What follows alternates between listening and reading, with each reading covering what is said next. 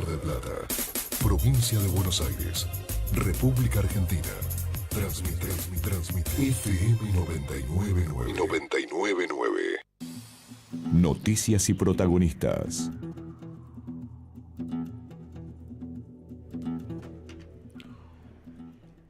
Bueno, muy bien, en este momento es la hora 7:02, mañana gris en la ciudad de Mar del Plata. Iniciamos este encuentro en la mañana de este día 11 de septiembre. 11 de septiembre que tiene una doble fecha, tiene una fecha continental, que es la del Día del Maestro, en homenaje a Domingo Faustino Sarmiento, ya hablaremos de él.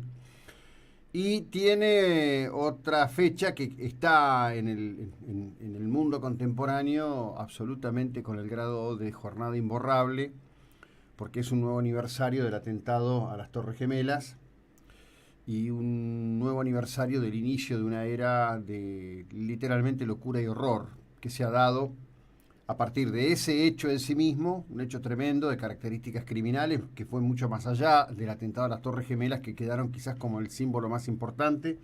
También el atentado contra el Pentágono, la caída del United 93, uno de los aviones que habían sido secuestrados y que el pasaje logró en definitiva impedir que se estrellara contra un blanco, cayendo a tierra, matando a toda la tripulación y a todo el pasaje, y también a los terroristas, en lo que quizás es una de las situaciones menos visualizadas en el consciente colectivo al respecto de esa jornada.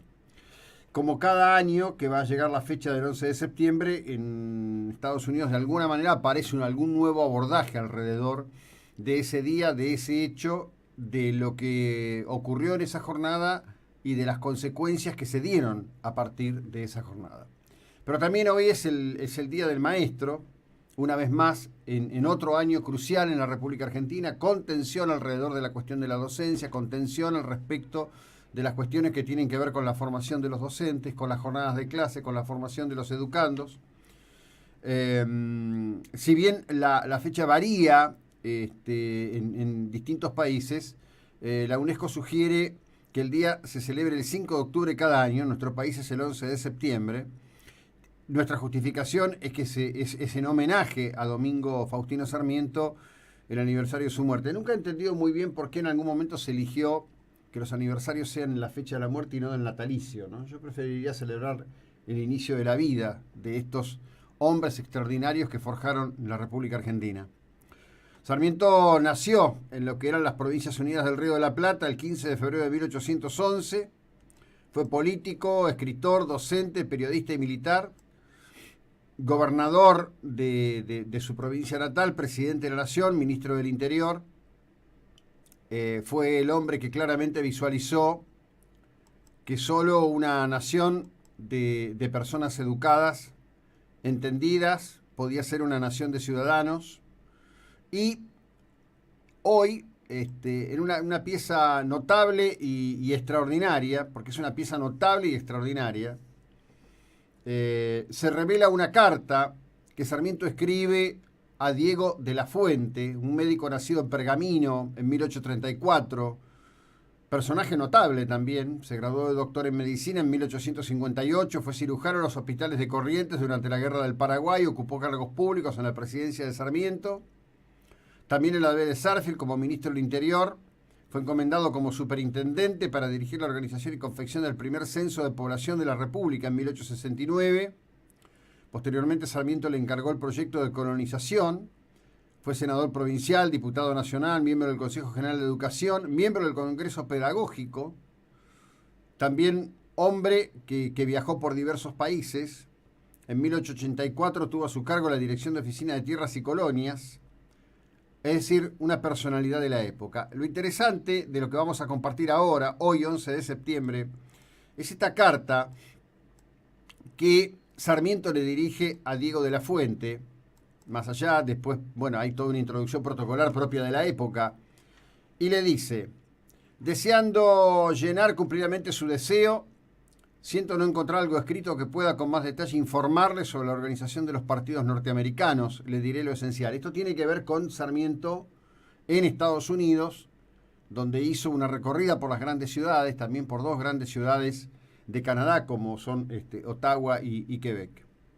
Dice, actualmente, estamos hablando de 1858, esto es después de la Guerra Civil Norteamericana, dos grandes partidos demócratas y republicanos, que son transformaciones de otros con varios nombres. Sostienen los primeros, los demócratas, derechos de los estados y las tarifas bajas. Los segundos, republicanos, más poder estatal y tarifas altas. Nada más alejado de lo que ocurre hoy con ambas agrupaciones políticas. Los demócratas se dividieron durante la guerra en demócratas de la guerra, que sostenían con los republicanos la integridad nacional, y los demócratas de la paz, o simpatizantes con la Revolución del Sur y la esclavitud como un derecho de estados. Después de la guerra, los republicanos apoyaron los derechos políticos de los negros. Las violencias de estos en el ejercicio del poder trajeron una reacción a favor de los blancos, y estas simpatías de base separaron, en definitiva, a aquellos que compartían esos ideales, engrosando las filas demócratas. El desorden de la administración Grant se refiere a James Ulysses Grant, general y al momento presidente de la Unión Americana, en materias pecuniarias, también influyó en aquel movimiento. Aún sin eso, debo añadir que el Partido Demócrata ha sido siempre muy fuerte y hoy es igual en fuera al otro. Según las últimas noticias, dice Sarmiento, Hayes, presidente republicano, está haciendo concesiones al otro partido, sin duda para no hacer imposible una reelección o una elección legal y legítima.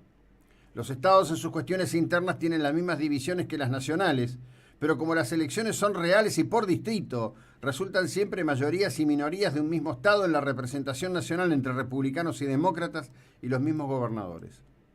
La afiliación de los partidos es tan reconocida que en las sesiones del Congreso, al nombrar al orador, se le añade al publicarlas republicano o demócrata. Para proceder a elecciones generales en toda la nación tienen ciertas reglas, pues en la vida ordinaria las sostienen los diarios.